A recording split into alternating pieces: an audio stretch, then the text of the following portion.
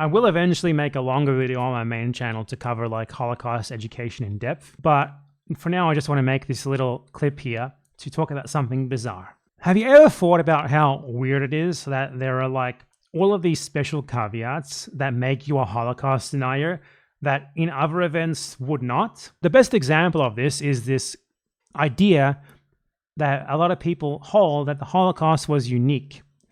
There's like a terminology for it that's like uniqueness, the uniqueness of the Holocaust. Denying the uniqueness of the Holocaust is a term that they use. It's not even like denying what happened in the Holocaust. Like, you can acknowledge everything that happened.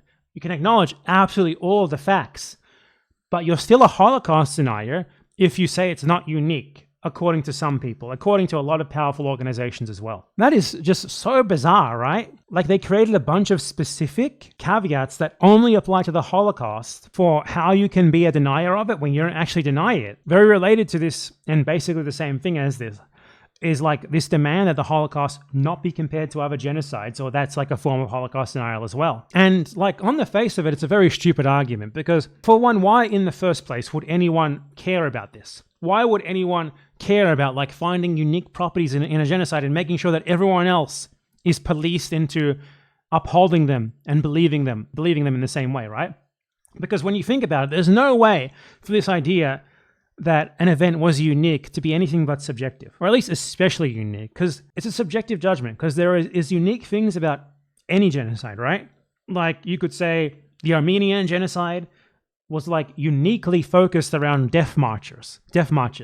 Like, a uniquely large amount of people were killed during death marches. The genocide of the Inca by the Spanish was characterized by a uniquely high level of utilization of cannons and firearms that had not been used that much to genocide people before that date. Ugh. And the argument for the Holocaust being unique is that it was like industrial. It's always the argument they make. It was industrial. What the fuck does that even mean?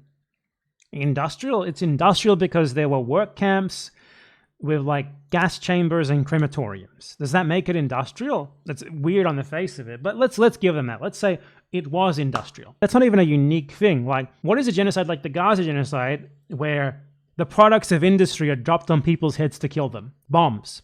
Is that not industrial? But it's like arbitrarily picking something about it that you think is unique to then claim that it's unique. It can never be objective. It can only ever be subjective. I think the Holocaust is unique because of this aspect, which, I mean, you know, you're allowed to have that opinion, though I would question why you need to have it. But the more interesting thing about it is, why do they need everyone else to have it? Why is it so important to those who believe in this notion, who's tried to spread it, that everyone else also be policed into saying this same thing, that the Holocaust is unique? And just before we move on to that point, I want to mention as well, around 40% of the victims of the Holocaust weren't killed industrially. They were just shot. They were just shot in the fields, the same as like a Native American would have been shot during the Native American genocide in the US. So are their deaths less unique, less important, less profound? Are they not part of the Holocaust because they want industrial? It's easy to find contradictions when you go looking for them because it's an arbitrary distinction. It's a made-up distinction. It's just a stupid thing that they made up. And the reason why it was made up is very simple. Gatekeeping for Israel. This is why they want to police it. This is why they want to police it. You know, it's gatekeeping for Israel. They want to be able to smear you as a Holocaust denier, even when you're not a Holocaust denier.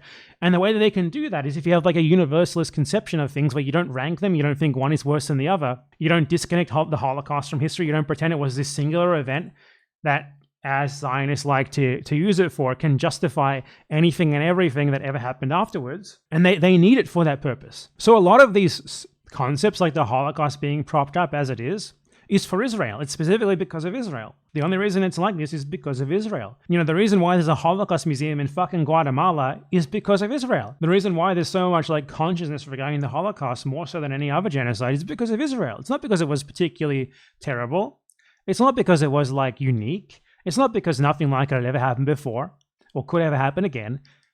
It's because it's convenient for Zionists that you think that about it, because it's a potentially legitimizing thing for their ideology and their state. And that's why practically everyone who spreads this uniqueness of the Holocaust thesis is a Zionist. The Holocaust is treated so absurdly exceptionally that genocide studies in the USA isn't called genocide studies, it's called Holocaust and genocide studies. Like, the Holocaust is its own thing above just a genocide. But this idea that this one specific historical event can never be connected to other historical events and like exist out of time and place in its own special category that can never be compared to, that can never be linked to anything else, is obviously absurd. It's self-evidently absurd, but it gained ground like in academia and in the wider populace, in the wider like consciousness of people in general, because it's useful to Israel. In what other circumstance could you imagine academics arguing something so stupid? History academics, political science academics caring about something like so dumb and inconsequential, like, is the Holocaust unique? Who gives a fuck? What does that tell you about it? Nothing. It doesn't actually help. It's just a value judgment with a clear, broader political purpose, because there's no other explanation for it otherwise. Historians don't care whether some historical event is unique or not. They care about like, what can we glean from this about the time and place? What can we learn about it? How can we interpret this to perhaps enlighten us more on how and why it happened? What's the evidence for it? They don't care about like what makes this particular event particularly special and super mega special and way more important than all the other events. Like, historians don't debate the importance of things. They just talk about the things themselves on their own merit. It's just very weird. They do debate the importance of things, to other historical events, but they don't like rank them on a list of bestest, most unique genocides, which is what Holocaust scholarship very much does. A lot of Holocaust scholars, at least. And quite simply, it's for Israel. It's all for Israel. And I will make a longer video about this eventually. And yeah, it's not just about Israel. I have to throw this in as well, because it's not just about Israel. Because if the Holocaust can be gatekept in this way, then that means that not just in the case of Palestine, but you rob people like of a reference point to compare something to.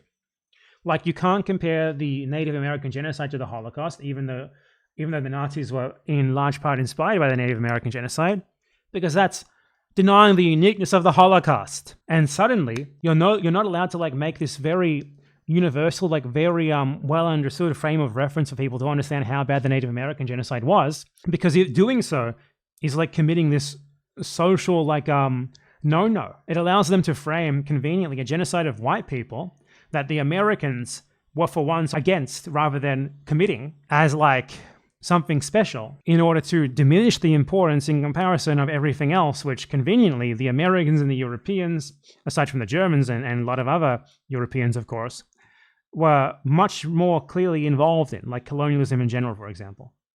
So yeah, those are the two main reasons. Israel and like propaganda, basically. Colonial propaganda for the Western powers.